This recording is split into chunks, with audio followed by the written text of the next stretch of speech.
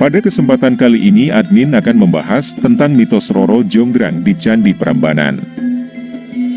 Namun sebelum kita simak pembahasannya sampai selesai, silahkan bantu perkembangan channel ini dengan menekan tombol subscribe dan tombol loncengnya terlebih dahulu, supaya kami bisa selalu eksis dalam menyajikan berbagai sejarah di video berikutnya.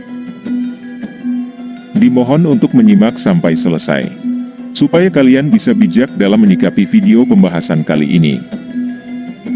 Siapa yang tidak kenal Candi Prambanan? Candi yang terletak di perbatasan daerah istimewa Yogyakarta sampai Jawa Tengah ini memang memiliki sejuta pesona. Banyak orang kerap menyebutnya sebagai Candi Roro Jonggrang.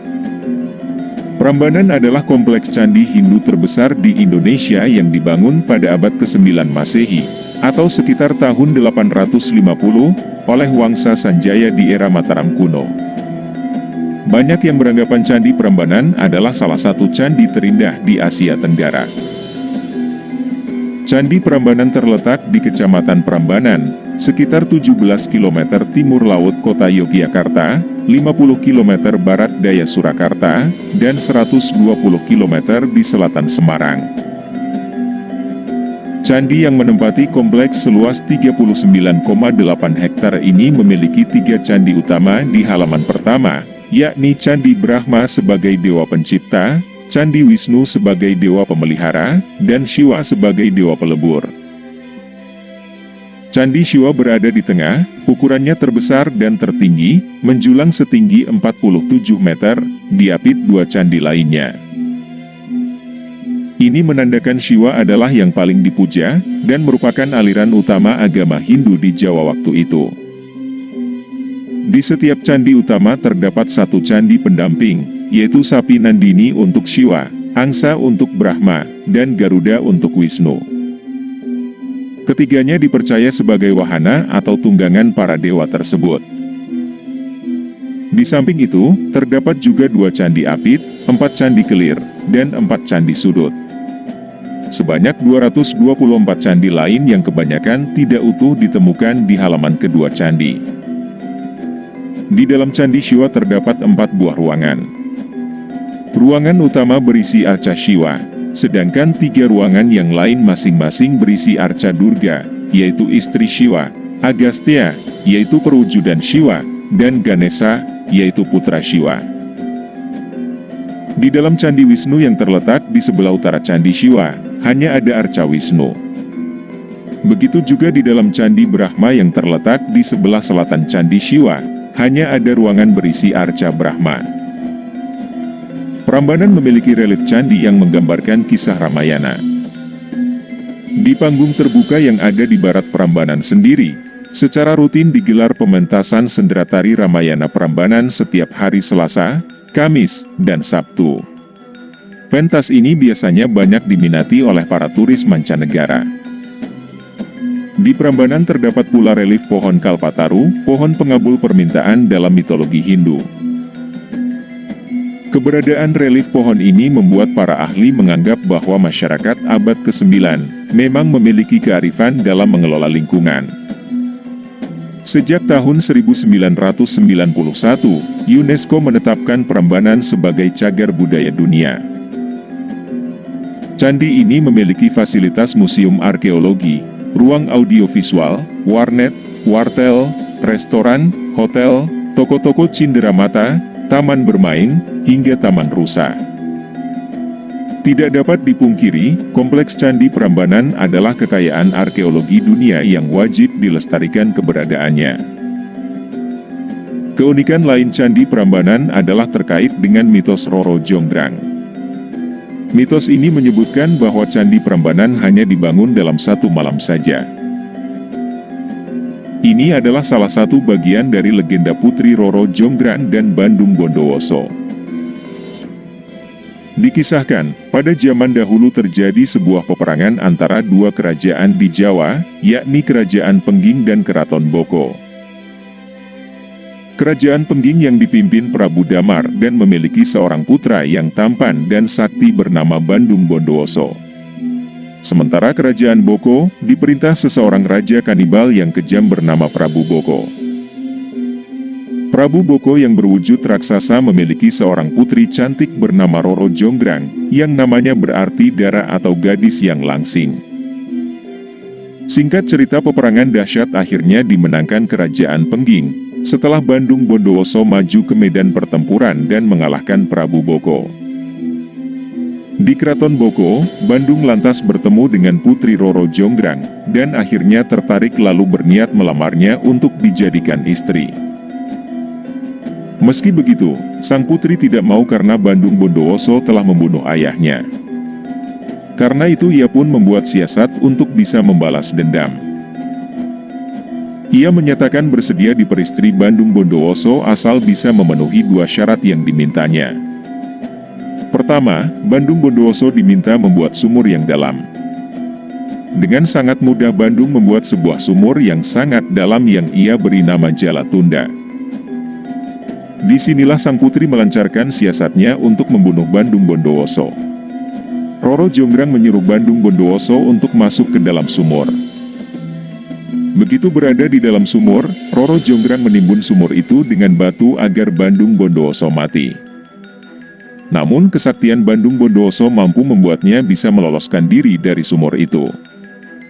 Selamat dari maut, Bandung Bondowoso lalu sadar dirinya diperdaya Roro Jonggrang, yang berusaha untuk membunuhnya. Awalnya ia marah, namun akhirnya luluh oleh bujuk rayu putri yang cantik seperti Dewi itu. Roro Jonggrang lantas mengajukan syarat kedua, bersedia dinikahi asal dibuatkan 1000 buah candi dalam semalam, yang diperkirakannya akan gagal dilaksanakan. Bandung Bondowoso pun menyetujuinya. Bandung Bondowoso menunjukkan kesaktiannya dengan memerintahkan ribuan jin untuk mengerjakan candi tersebut. Ketika menjelang tengah malam, pembangunan candi sudah hampir selesai. Roro Jonggrang lalu panik dan memutar otak membuat siasat. Ia lalu menyuruh para gadis untuk membakar jerami sehingga langit menjadi lebih terang. Ini mengakibatkan ayam-ayam lalu berkokok di mana-mana. Mendengar kokok ayam, yang menjadi tanda segera datangnya pagi, para jin yang membantu pengerjaan candi lalu tunggang langgang melarikan diri. Padahal candi yang dibangun sudah mencapai 999 buah. Menyadari usahanya gagal lagi karena ulah Roro Jonggrang, Bandung Bondowoso lalu murka berat. Ia langsung mengutuk Roro Jonggrang menjadi candi yang ke-1000. Dikisahkan Roro Jonggrang akhirnya menjadi sebuah arca batu, yang masih ada hingga sekarang. Selain mengutuk Roro Jonggrang jadi arca, Bandung Bondowoso juga mengutuk gadis-gadis yang membantu membakar jerami menjadi perawan tua. Arca Roro Jonggrang yang ada di Candi Prambanan sebenarnya adalah Arca Durga, atau nama lengkapnya Durga Mahisa Suramardini. Entah bagaimana masyarakat waktu itu bisa mengaitkannya.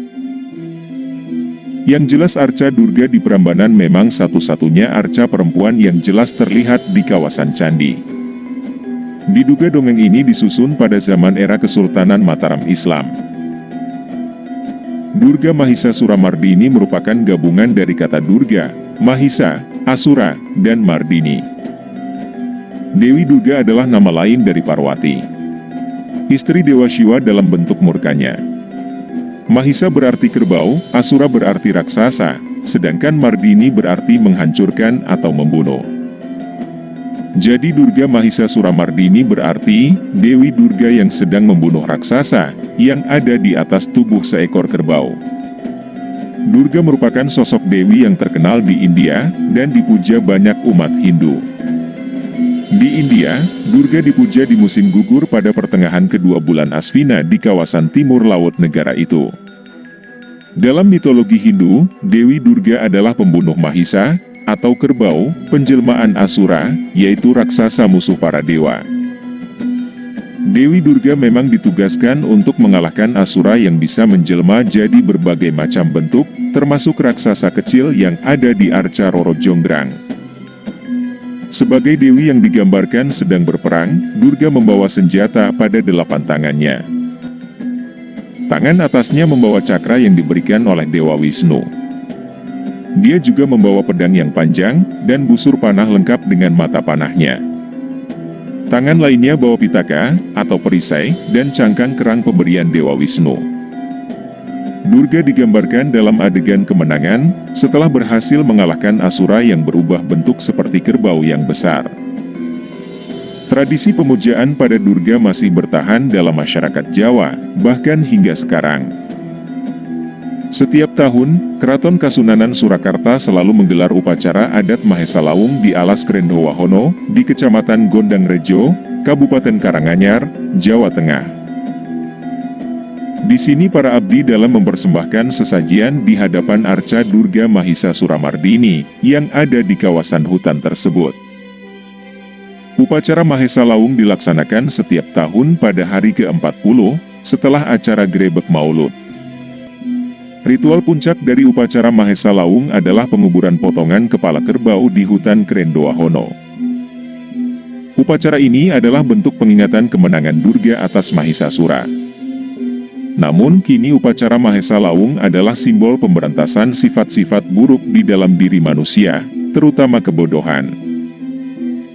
Diharapkan dengan mengorbankan kepala kerbau, yang mewakili sifat-sifat buruk dalam diri manusia tersebut, tercipta keseimbangan alam dengan kehidupan manusia. Begitulah pembahasan kali ini yang semoga bisa bermanfaat. Silahkan tinggalkan pendapat kalian di kolom komentar. Dan semoga bisa bijak dalam menyikapi pembahasan kali ini.